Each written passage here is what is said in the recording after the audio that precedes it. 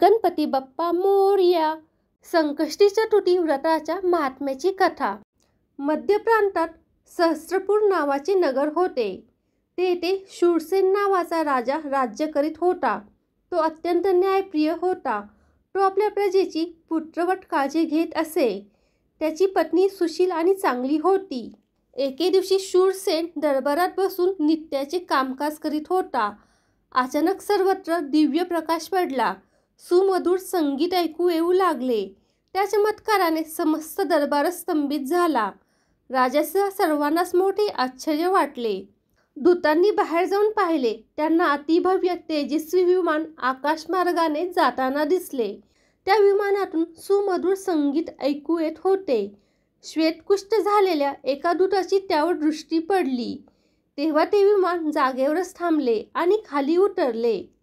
हे वृत्त कळताच राजा लगेच बाहेर आला. तो त्या विमानापाशी गेला. त्यामध्ये देवराज इंद्राला पाहून त्याला खूपच आनंद झाला.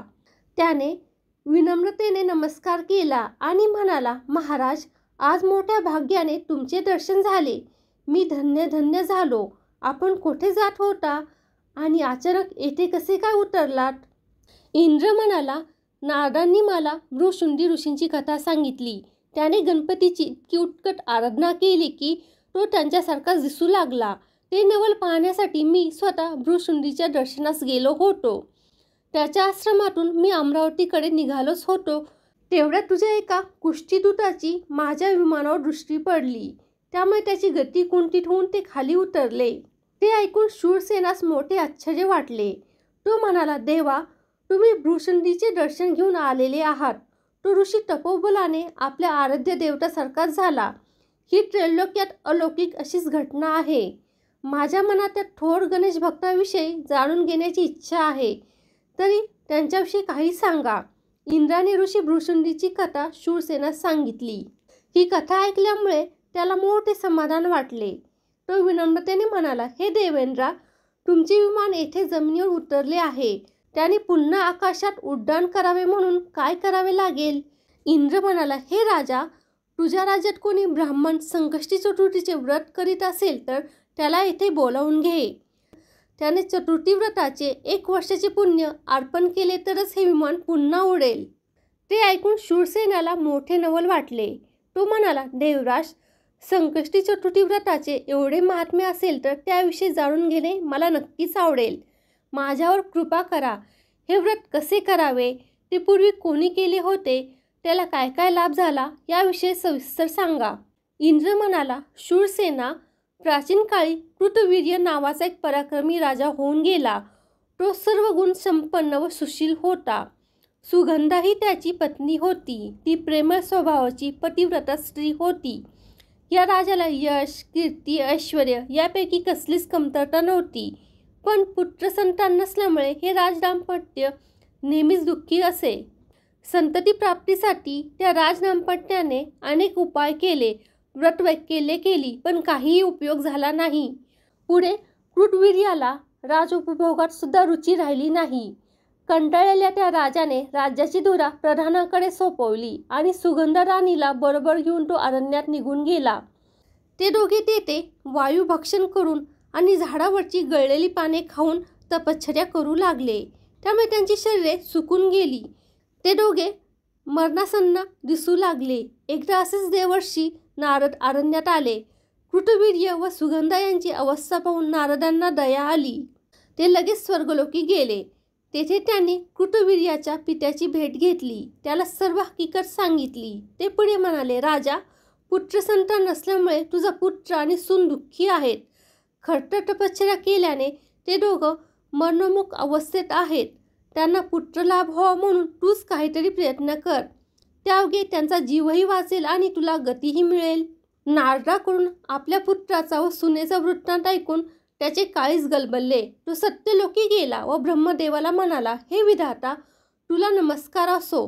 कृतवीर्य हा माझा सुशील, सदाचारी आणि ईश्वरभक्त पुत्र आहे. पण त्याला पुत्रसुख का नाही, असे का बरं? ब्रह्मदेव म्हणाले, हे राजा, तुझा पुत्र पूर्वजन्मी सोम नामक अंत्यज होता. तो वाटमाऱ्या करून, लोकांना लुबाडून व प्रसंगी हत्या करून आपल्या कुटुंबाचे पालन पोषण करीत असे. एक दिवशी त्याने 12 ब्राह्मणांना ठार केले. त्यांच्या सर्व चीजवस्तू लुबाडून ती प्रेते एका गुहेत लपवून ठेवली. त्या दिवशी माघ कृष्ण चतुर्थी होती. त्याने दिवसभर काही खाल्ले नाही. रात्री चंद्रोदयाच्या सुमारास लुटलेले धन घेऊन तो लपतछपत घरी आला. आपला पुत्र गणेश याला नावाने हाका मारून दरवाजा उघडण्यास सांगितले. चंद्रोदयानंतर स्नान करून त्याने परिवारासह भोजन केले. हे राजा, अशा प्रकारे माघातील संकष्टी चतुर्थीच्या दिवशी त्या अंतजाकडून नकळत उपवास, गजाननाचे नामस्मरण व चंद्र उदयानंतर भोजन हे सर्व व्रत आचरण घडले. त्या पुण्यप्रभावाने या जन्मी तो राजघराण्यात जन्माला आला. त्याला राजवैभव प्राप्त झाले, पण त्याच्या हातून घडलेल्या ब्रह्महत्यामुळे त्याला संततीचे सुख लाभले नाही.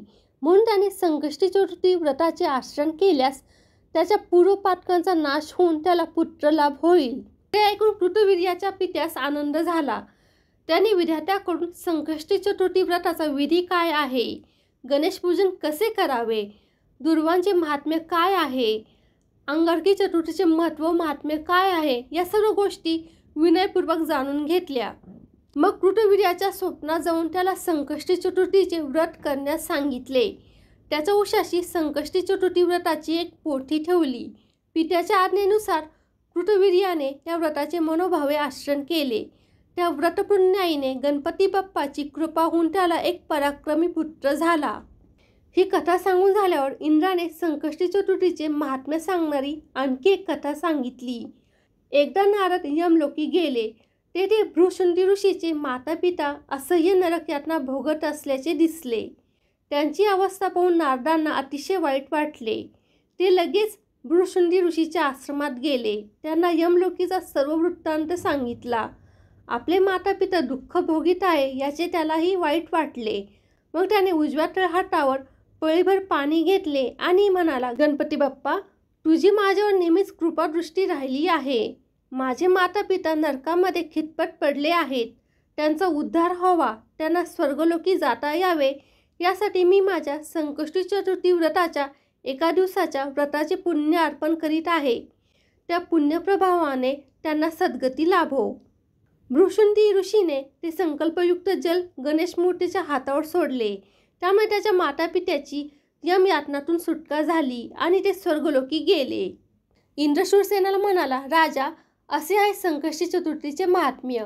म्हणून तुझ्या राज्यातील कोणी उपासकाने या व्रताचे 1 वर्षाचे पुण्य अर्पण केले तर माझे विमान पुन्हा उडू शकेल.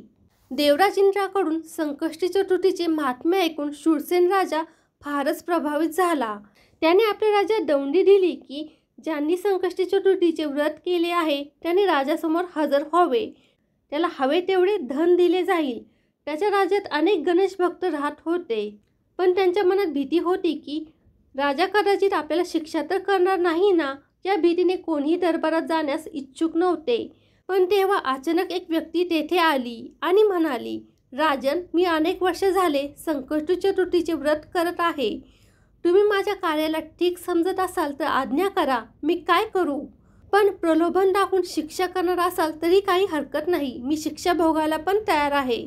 शिक्षेबद्दल ऐकून राजा मोठ्याने हसला. राजाने त्याला सन्मानपूर्वक बसविले आणि इंद्राच्या विमानाबद्दल सांगितले आणि त्याला विनंती केली की 1 वर्ष संकष्टी चतुर्थीच्या व्रताचे पुण्यदान करावे.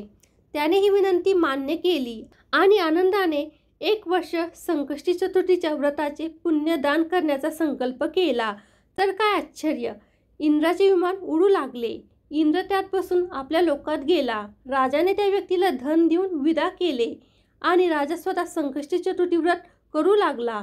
या व्रताच्या प्रभावामुळे राजाला या लोकात आणि परलोकात सुख प्राप्त झाले. फ्रेंड्स, आजच्या कथेत बस एवढेच. धन्यवाद.